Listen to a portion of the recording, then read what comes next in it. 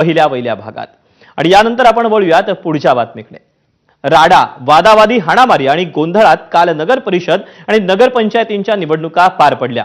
त्याचे पडसाद दुसऱ्या दिवशी महाराष्ट्रात उमटतायत। सांगलीतल्या आष्टा आणि गोंदियातल्या सालेकसामध्ये आज राजकीय कार्यकर्ते आणि लोकांनी थेट स्ट्रॉंग रूमलाच धडक दिली। आष्टा नगर परिषदेत मतदानाचा टक्का वाढवल्याचा आरोप करत शरद पवारांची राष्ट्रवादी शहर विकास आघाडी आक्रमक झाली। स्ट्रॉंग रूमच्या समोर शेकडो कार्यकर्त्यांनी जोरदार गोंधळ घातला। स्ट्रॉंग रूमच्या ठिकाणी सुरक्षा यंत्रणा नसल्याचा आरोप केला, तर तिकडे गोंदियाच्या सालेकसामध्ये तहसील कार्यालयात नेलेल्या ईव्हीएमचं सील तोडून पुन्हा ऑन केल्याचा आरोप स्थानिक उमेदवारांनी केला। ईव्हीएम छेडछाड तर करण्यात आली नाही ना, असा संशय उमेदवारांनी व्यक्त केला।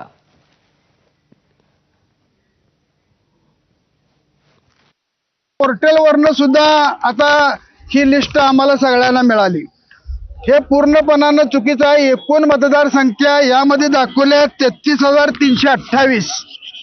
एका प्रभागामध्ये तर 1311 ही मतदारसंख्या असताना त्या ठिकाणी 4077 मतदारसंख्या दाखवल्या। 1311 संख्या आहे। आता 6 नंबर प्रभागामध्ये एकूण मतदारसंख्या 3056 आहे। ह्यात मतदान झाले 2394, यांनी दाखवले 1795। अशा अनेक त्रुटी आढळल्यामुळं आम्ही अधिकाऱ्यांना या ठिकाणी जाब विचारलाय। स्ट्रॉंग रूम तहसील कार्यालय येथे आहे, त्याच्यामध्ये ठेवण्यापूर्वी सदर सर्व मशीन्स ते सील ओपन करण्यात आलेले आहे।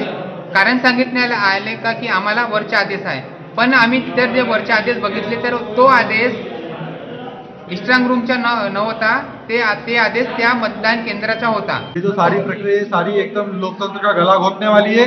यदि ये चीज हुई है तो संबंधित अधिकारियों पे, कर्मचारियों पे तुरंत शासन ने निलंबन की कार्रवाई करना चाहिए। और यदि ऐसा हुआ है, छेड़छाड़ किसी प्रकार की हुई है, तो इलेक्शन को रद्द करके फिर से मतदान लोगों का लेना चाहिए। सांगलीच्या आष्टा आणि गोंदियाच्या सालेकसामध्ये ईव्हीएम सोबत छेडछाडीचा आरोप होत असताना राष्ट्रवादी शरद पवार पक्षाचे नेते जयंत पाटील आणि जितेंद्र आव्हाडांनी तीव्र संताप व्यक्त केला। पाहूया। सगळ्या गावात फिरून उमेदवाराने स्वतः ह्या गोष्टी केल्या, हे एव्हिडन्सेस आहेत, त्याचे क्लिप्स आहेत आणि आम्ही काल तक्रार दाखल केलेली आहे। अजूनही पोलिसांनी त्याच्यावर काही ऍक्शन घेतलेली नाही।